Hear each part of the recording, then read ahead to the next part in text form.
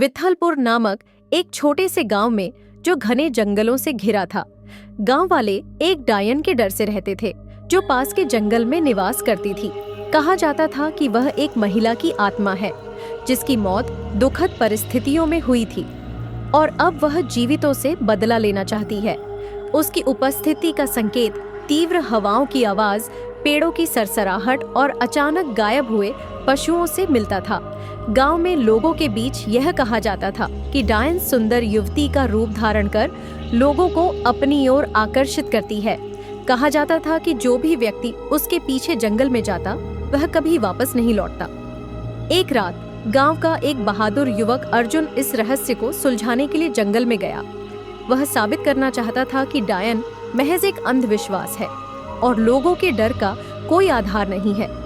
जैसे ही अर्जुन जंगल में घुसा, उसने वातावरण में एक अजीब सी ठंडक महसूस की। पेड़ मानो रहस्यमय फुसफुसा रहे हों और परछाइयां लंबी हड्डी जैसे उंगलियों की तरह फैल रही थी। उसने दूर से एक मधुर आवाज सुनी जो गा रही थी। उस आवाज से मंत्रमुग्ध होकर अर्जुन और आगे बढ़ गया, यह सोचते हुए कि वह कोई गांव की महिला है जो रास्ता भटक गई है। अचानक अर्जुन ने उसे देखा। एक अत्यंत सुंदर महिला एक पेड़ के पास खड़ी थी, जिसके लंबे काले बाल उसकी पीठ पर फैले हुए थे और उसकी आंखें चांदनी में चमक रही थीं।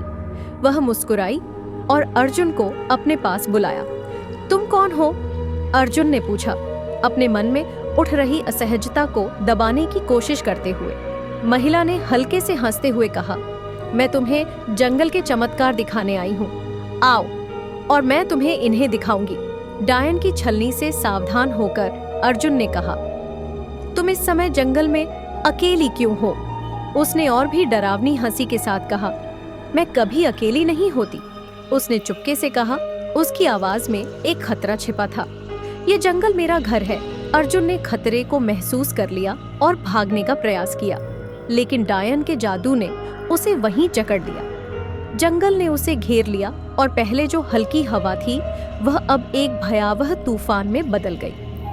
अपनी सारी हिम्मत जुटाते हुए अर्जुन को गांव के बुजुर्ग का निर्देश याद आया, यदि तुम कभी डायन का सामना करो तो पवित्र मंत्रों का उच्चारण करो, जिससे उसका जादू टूट सके।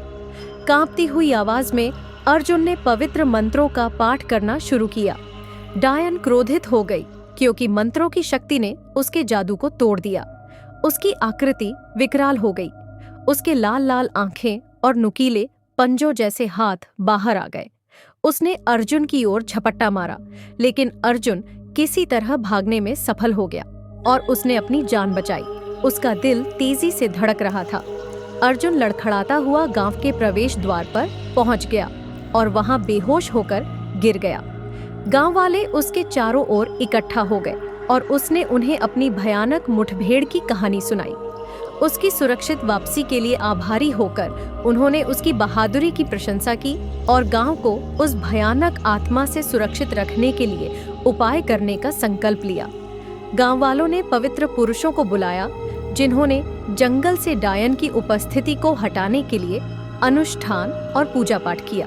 हालांकि हवा की आवाजें और रहस्यमय फुसफुसाहटें खत्म हो गईं, लेकिन विथलपुर की डायन की कहानी गांव वालों के दिलों में एक चेतावनी के रूप में अंकित रही, जो उन्हें इस बात का ध्यान दिलाती रही कि उनके रोजमर्रा के जीवन के परे भी अलौकिक शक्तियां हो सकती हैं।